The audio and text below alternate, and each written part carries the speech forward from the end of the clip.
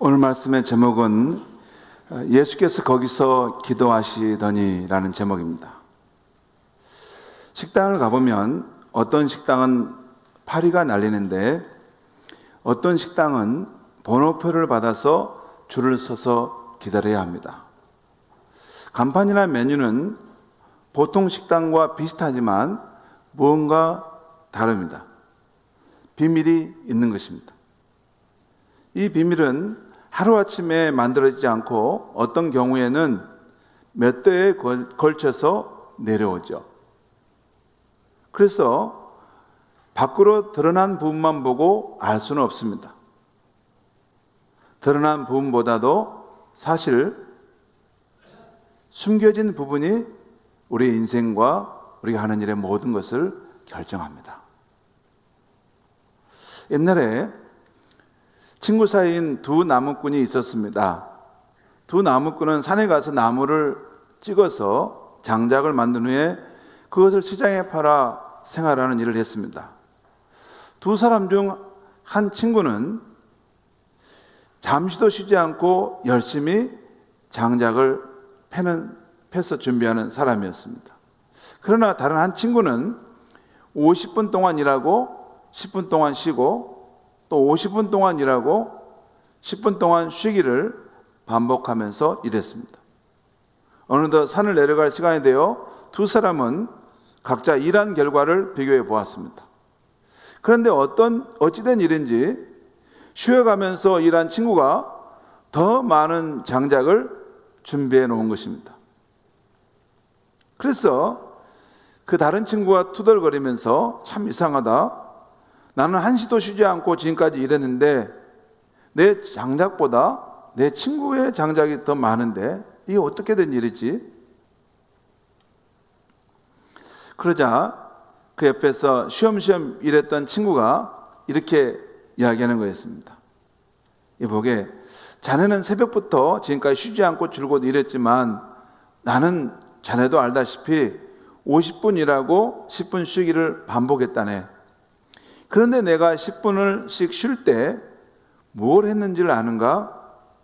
나는 10분씩 쉴 때마다 무뎌진 도끼날을 새로 갈았네.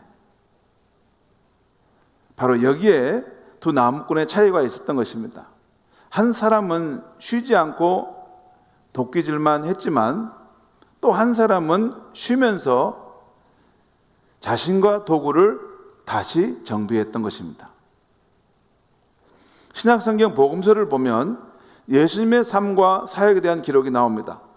예수님은 어디를 가나 사람들의 끊임없는 요구를 받는 소진하는 삶을 사셨습니다. 또한 예수님의 하나님 나라 복음 사역을 반대하는 사람들, 그 사람들의 적대적인 환경 가운데 사셨습니다. 그런데도 예수님은 탈진하지 않고 오뚜기처럼 다시 일어나 자신의 삶의 방향을 붙들고 나아가서 사명의 삶을 완수합니다. 예수님도 피곤하셨습니다. 예수님도 지칠 때가 있었습니다. 예수님도 두렵고 위기의 상황들이 있었습니다. 그것이 인간 예수님의 모습입니다. 그런데 그런 위기의 상황들을 만났음에도 예수는 자신의 삶의 방향을 붙들고 나아가 사명의 삶을 완수했다는 것입니다.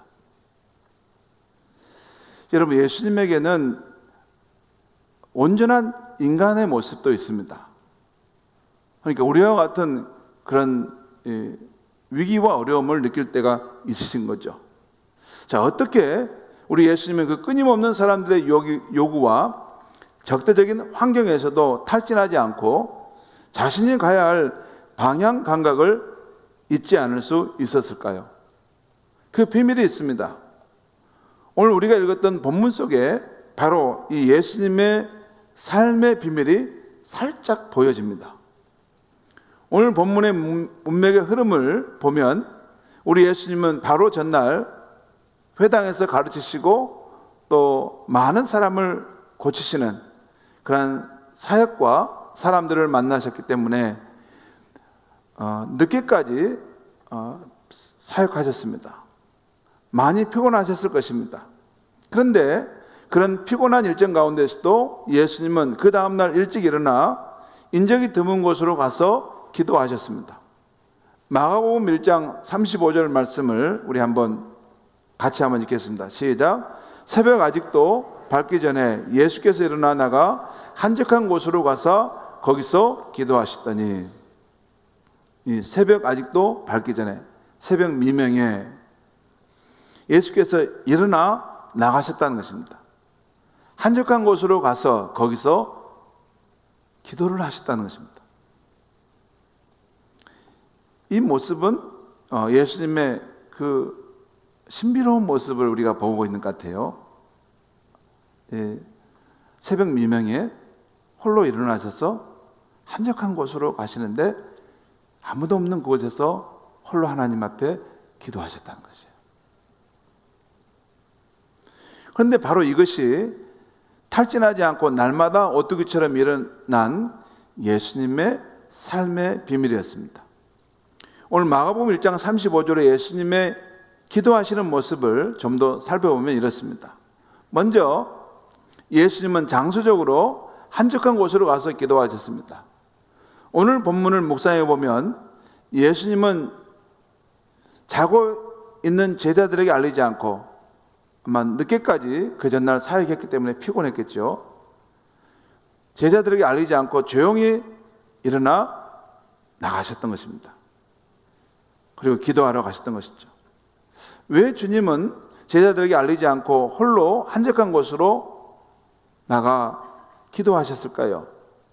주님은 다른 이들의 방해를 받지 않고 오직 하나님 아버지와 독대하는 시간을 갖고자 한 것입니다. 여러분, 우리는 다른 성도들과 함께 공동체적으로 하나님 앞에 나와 예배할 수 있습니다. 주일 성수와 수요 예배와 이런 순서들을 가지고 예배를 드릴 수 있습니다. 그러나 그 공동체적 예배가 개인적으로 하나님을 만나는 시간을 대신할 수는 없습니다. 우리는 또한 각자 하나님과 독대하는 자신의 시간이 필요합니다. 하나님과 인격적으로 만나는 나만의 개인적인 자리입니다. 그 자리는 나 홀로 말씀을 읽으면서 하나님의 음성을 찾는 자리이고, 그 자리는 나 홀로 성전에 나와 또는 골방을 찾아 기도하는 자리입니다. 그 자리는 산책길에 성령 안에서 걸으며 기도하는 자리일 수 있습니다. 보통 예수를 잘 믿고 영적으로 성장해가는 분들을 보면 오늘 예수님처럼 하나님과 인격적으로 교제하는 자신만의 고유한 삶의 자리가 있습니다. 여러분, 똑같은 식당이 아니라 그 식당이 잘 되는 데는 그만한 이유가 있어요. 신앙생활을 잘하고 예수 믿는 삶에 윤기가 넘치는 그런 사람들은 그 비밀한 삶의 영역이 있습니다. 우리 성도들 가운데 이 풍성한 삶의 양육 과정을 하신 분들은 하루에 3번 10-10-10 이 영성 훈련을 하는데 10분씩 하루에 3번 정도 말씀으로 하나님을 만나든지 또 기도함으로 하루를 시작하고 또 기도함으로 하루를 마치든지, 이런 말씀과 기도로 주님을 만나는 그러한 삶의 자리가 있다는 것입니다.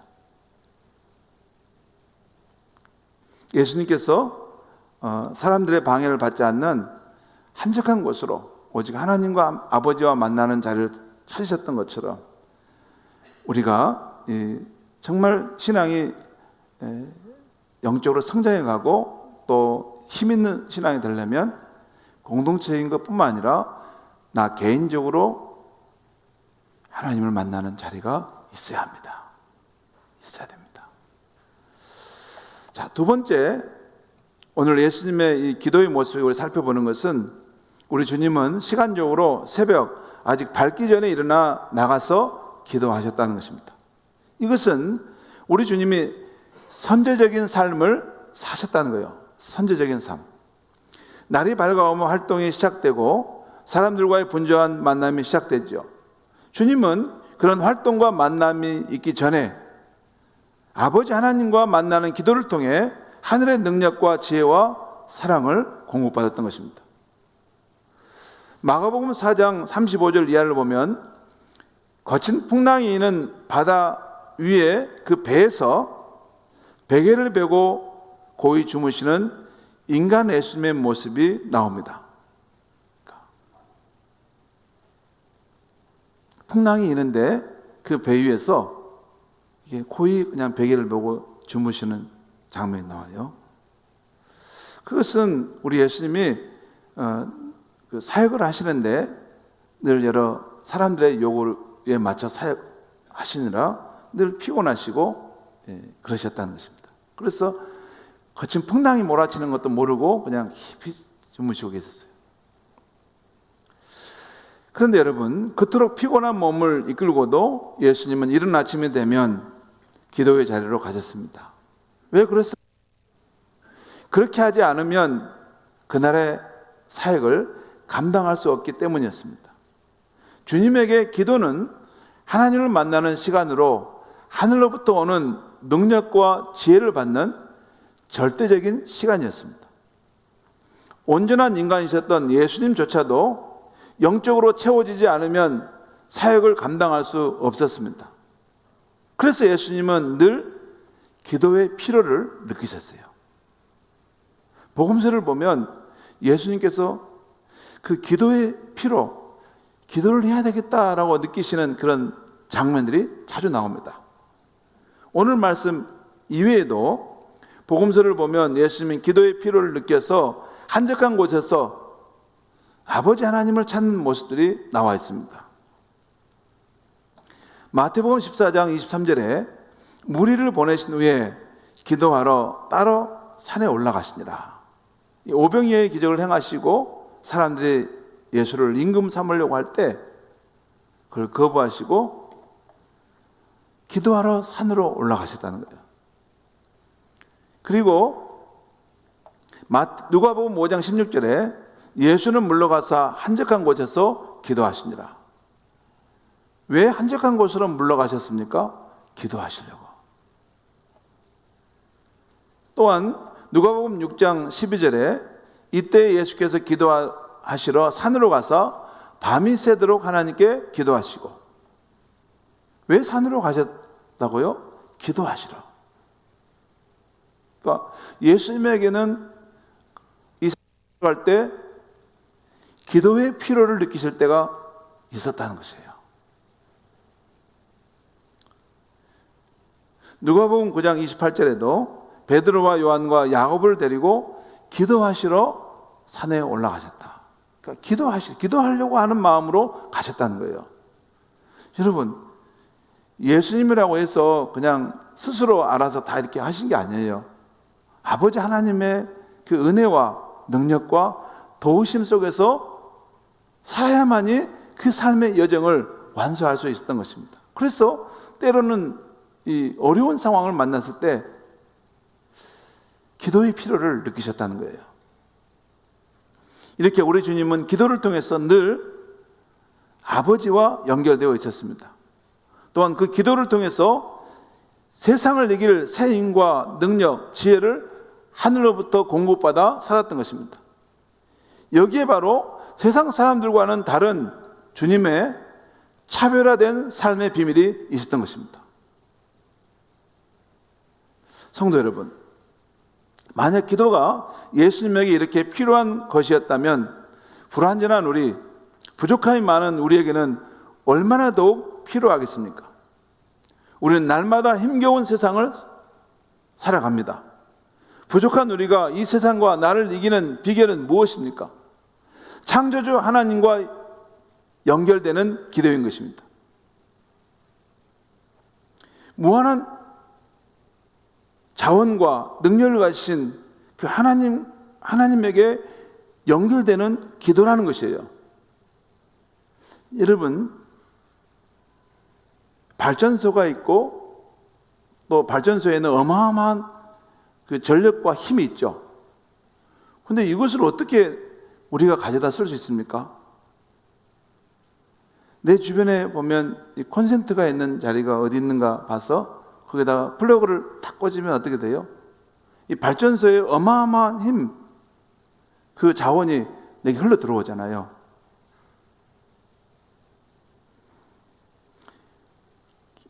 우리가 서 있는 그곳에서 기도하는 것은 마치 플러그를 가지고 콘센트에다 그걸 꽂는 것과 같습니다. 발전소의 그 힘, 그 자원이 흘러 들어오는 그렇게 하는 것이 기도라는 것이에요. 여러분, 우리 하나님은 영이시기 때문에 또 이 우주 만물을 지으신 분인데 그 하나님은 어디 계십니까? 우리가 예배하는 이곳에 계시고 여러분이 살아가는 그 삶 현장에 하나님은 언제든지 계시는 분이십니다. 우리의 존재 방식과 하나님의 존재 방식은 다릅니다.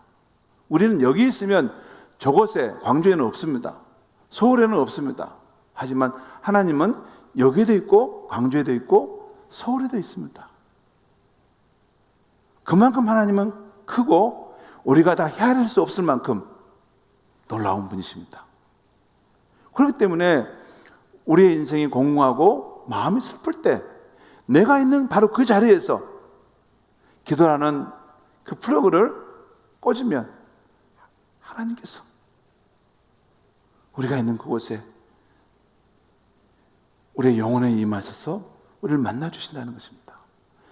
때로는 우리가 무슨 말씀을 그분께 드려야 될지 잘 이렇게 마음은 슬픈데 이게 할 말을 찾지 못할 때가 있습니다. 그래도 걱정할 거 없습니다. 이미 마음으로 우리가 그분을 찾으면 하나님이 우리의 마음을 아십니다.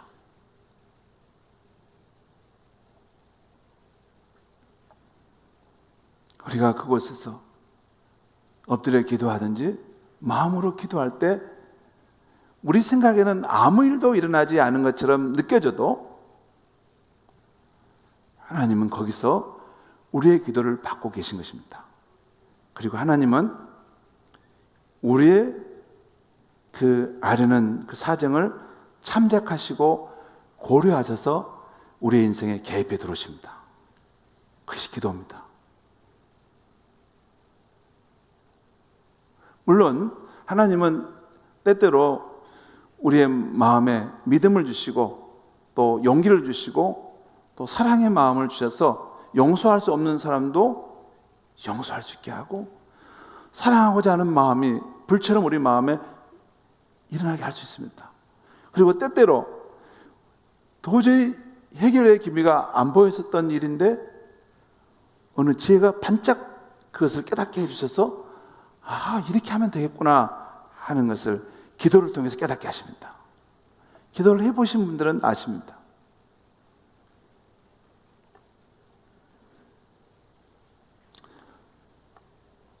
성도 여러분, 하나님은 피조물인 우리의 토대이시고 우리의 뿌리이고 근원이십니다. 하나님은 피조물인 우리를 계속해서 살게 하시는 실제이십니다. 우리가 지금 생명활동을 하고 있는 것도 하나님이 우리가 살아가도록 그걸 공급하고 계시고 있기 때문에 저와 여러분이 호흡을 하고 있고 생명활동하고 이곳에 와서 예배를 드리는 것입니다. 우리를 살게 하시는 그분의 생명활동이 멈추면 우리의 삶도 끝나는 것입니다.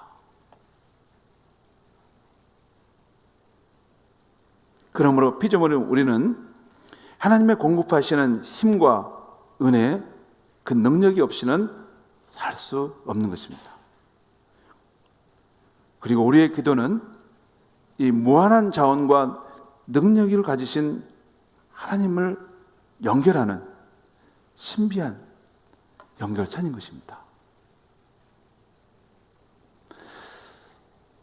그럼에도 우리가 하나님과 연결하는 이 기도를 소홀히 하게 되면 점점 우리는 영적으로 고갈되어 언제든지 무너질 수 있습니다. 성도 여러분, 우리는 세상 속에서 살 때 정신적으로 육체적으로 소모되는 것을 느낄 때가 얼마나 많습니까? 신자로서 살아가려면 부딪히는 일이 얼마나 많습니까? 이번에 추석 명절을 맞이는데 부딪히는 일이 또 있을 수도 있죠. 가정에서, 직장에서, 그리고 사람들과의 만남에서 힘든 일을 만나면 때로는 내 힘만으로는 해결할 수 없는 상황들이 발생합니다. 그러면 그런 탈진케 하는 상황을 이기고 세상을 이길 힘을 어디서 얻는 것입니까? 시냇가에 심은 나무가 그 존재의 기반인 땅에서 얻듯이 우리 인간은 존재의 근원이신 하나님으로부터 얻어내는 것입니다. 그리고 우리 인간이 하나님께 세상을 이길 힘을 얻는 그 자리가 있는데, 그 도구가 있는데 그것이 기도인 것입니다. 우리는, 여러분, 피조물인 우리는 창조주 하나님의 도움과 공급하심 없이는 살 수 없어요. 의존해 있는 것이 우리 인생입니다. 그것이 피조물이라는 것이에요. 그런데 하나님의 그 무한한 자원, 그 지혜, 사랑을 우리가 공급받는 방편이 있는데 그게 기도라는 거예요. 기도에 플러그를 꽂은 순간 하나님과 우리가 연결되고 하나님과 연합되고 하나님 우리의 삶에 들어오게 되고 우리 삶에 들어오실 때 놀라운 일들이 일어납니다. 마음의 평안이 일어나고 용기가 일어나고 믿음이 생성되고 세상의 어떤 기쁨과 이런 하나님의 임재가 임함으로써 내게 나타나는 현상들이 있다는 것이에요.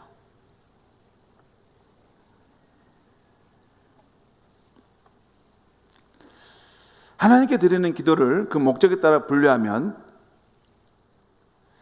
6가지 정도로 말씀드릴 수 있습니다. 첫 번째, 청원 기도입니다. 청원 기도는 피조물인 우리의 필요를 아뢰고 때로 우리가 궁핍할 때, 우리가 몸이 아플 때, 우리 어려움에 처했을 때 하나님 아버지, 이런 상황에 내가 놓였는데 내게 도움을 주소서 라고 청원하는 기도입니다. 도움을 요청하는 기도입니다. 그런 일이 많죠. 이 복음서에 보면 질병으로 인해서 또 어려운 상황에서 있을 때마다 예수님께 나와서 그 도움을 요청하는 청원 기도가 있습니다. 다음으로 중보기도입니다. 이것도 청원하는 기도인데 자신보다는 나의 이웃의 필요를 대신 아뢰고 도움을 구하는 것입니다. 그 중풍 병자를 4명의 친구들이 데려가서 예수님께 고침받은 이야기나 가나안 여인이 자기 귀신 들린 딸을 위해서 예수님께 나와서 도와달라고 간구하는 것. 다른 사람의 필요를 아뢰고 도움을 구하는 것입니다. 다음으로 회개기도는 살면서 알게 모르게 지은 나의 허물과 죄를 뉘우치고 깨끗게 하는 기도입니다. 하나님께 가까이 가고 하나님의 은혜 안에 살려면 우리의 죄를 정결케 하는 것이 반드시 필요합니다. 그래서 회개기도가 필요하죠. 그 다음에 분별을 위한 기도입니다. 이것은 세상 살면서 하나님의 뜻이 어디에 있는가 그 뜻을 구하는 기도입니다. 이 기도는 하나님의 뜻뿐만 아니라 성령의 인도하심을 구하는 기도이기도 합니다. 그렇죠? 하나님의 뜻이 어디 있는가도 우리가 찾지만 또한 그곳으로 인도해 달라고 성령의 인도함을 구하는 것이죠. 여러분, 예수 믿는 사람에게는 예수의 영 성령께서 우리 안에 와 계십니다. 그리고 우리가 깊이 기도할 때 그분의 인도함을 구할 때 여러분 환경과 상황 속에서 우리의 길을 이끌어 가십니다. 그 다음에 5번째, 임재를 구하는 기도입니다. 그분의 임재를 구하는 기도예요. 이것은 세상 살면서 이것은 하나님 아버지와 함께하는 그 자리를 구하는 기도인데, 여러분, 하나님께서 자신을 우리 가운데 나타내시면 그 순간 위로와 소망과 평안과 세임과 지혜와 사랑이 우리 안에 나타나게 됩니다. 여러분, 이걸 우리가 따로 구하지 않았더라도 하나님 자신을 우리가 구하고 갈망하며 찾으면 하나님이 우리 안에 임하시고 함께 하시게 되면 하나님 안에 있는 능력과 지혜와 사랑이 우리 안에 남겨지는 것입니다. 임재를 위한 기도가 굉장히 좋아요. 여러분 그냥 뭘 꼭 청원할 것이 있어서 그런 것이 아니라 하나님 자신이 내게 오셔서 내 삶에 내 영혼에 임하셔서 하면 하나님이 임할 때 그 안에 세상이 줄 수 없는 평안과 지혜와 능력과 사랑이 우리 마음속에 부어지는 것입니다. 그 다음에 화살 기도입니다. 이것은 짧은 한 문장 기도인데요, 살면서 긴급하게 하나님께 도움을 요청하는 기도입니다. 어떤 안 좋은 소식을 들었거나 다급한 사건을 만났을 때, 길을 가다가 일하다가 또는 가정에서 화살을 한번 쏘듯이 마음으로 하나님께 한 문장 기도를 하는 것이, 예를 들어서 여러분 누가 지금 사랑하는 사람이 심장 쇼크가 와서 어렵다 하는 소식을 들었다면 길을 가다가도 하나님 아무개의 심장이 활발하게 일어나도록 역사하소서, 그렇게 기도, 그 한 문장 기도입니다. 또 중요한 시험을 보게 되면 하나님 내 사랑하는 아무개가 안정된 마음으로 시험을 잘 보게 하소서, 이게 한 문장 기도입니다. 하나님 이 지금 아무개가 아주 중요한 상황에 놓여 있는데 하나님 꼭 도와주셔서, 이것은 산책하다가 길을 가다가도 또한 직장에서 일하다가도 문득 그분을 생각해서 한 문장 기도를 화살로 하나님께 올릴 수 있는 것입니다. 아무튼 이 모든 기도들은 피조물인 인간이 이 세상을 살아갈 때 무한하신 하나님의 도움이 꼭 필요한 존재라는 것입니다. 성도 여러분, 이제 가을이 되었습니다. 지금은 그 무엇을 해도 좋은 때입니다. 그러나 우리가 하나님과 연결되어 살아가는 것이 형통한 삶을 사는 비밀임을 안다면 이 좋은 가을에 우리는 더욱 기도에 힘써야겠습니다. 오늘 말씀 제목을 예수께서 거기서 기도하시더니라고 정한 이유가 있습니다. 제자들이 볼 때마다 예수님은 꼭 거기서 기도하는 모습이셨던 것입니다. 다시 말해 예수님은 성전에서도 골방에서도 한적한 곳에서도 사역하는 중에서도 제자들이 예수님을 뵐 때마다 늘 기도하는 모습으로 예수님은 비쳤다는 것이에요. 여러분, 우리는 예수님의 길을 따르는 사람들입니다. 저는 우리의 모습이 자연들이나 믿지 않는 사람들이 볼 때 어디서든 기도하는 사람으로 하나님과 연결되어 있는 모습으로 비춰지길 바랍니다. 예수님처럼 세상 사람과는 다른 차별화된 비밀을 간직한 사람으로 비춰지길 바랍니다. 저 사람은 기도의 사람이야, 저 사람은 뭔가 특별함이 있어, 그 비밀을 간직하는 사람이 된다면 참 영광스러울 것입니다. 금주에는 추석 명절에 있어 온 가족들을 만나게 될 것입니다. 그런데 이 추석은 기쁘고 즐거운 날이면서도 동시에 가족들이 만나면 서로 어려움을 겪을 수 있습니다.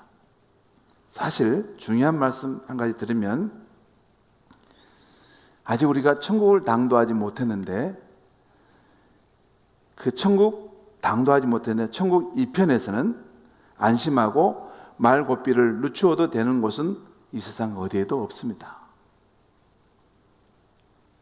모처럼 떨어져 있던 가족들이 다시 만날 때는 어쩌면 더 친절하고 더 예민하고 더 합당한 예절로 서로를 대해줘야만이 진짜 기쁘고 즐거운 명절이 될 것입니다. 방심하시면 안 됩니다. 천국 이쪽은 말고삐를 절대 놓으시면 안 됩니다. 특별히 시어머니와 며느리가 만날 때 잘 긴장하셔야 됩니다. 그리고 젊은 부부들이 시가 내과 친정집을 갈 때 그때도 서로 긴장하셔야 됩니다. 서로 잘 배합을 잘 하시고 배를 하셔서 갔다 오셔야 합니다. 아무튼 주님은 무슨 일을 할 때 선제적으로 기도를 늘 준비하셨던 것입니다. 여러분, 그 외에도 우리가 이제 새로 행복전도 축제를 시작하는데 우리의 가정이 복음화 되려면 우리가 먼저 기도로 하나님과 연결되어 있어야 하는 것입니다. 그 외에도 우리 모두는 하나님과 연결되어 세임, 지혜, 도우신 공급받음을 받아야 해결해 갈 수 있는 일이 많지 않습니까?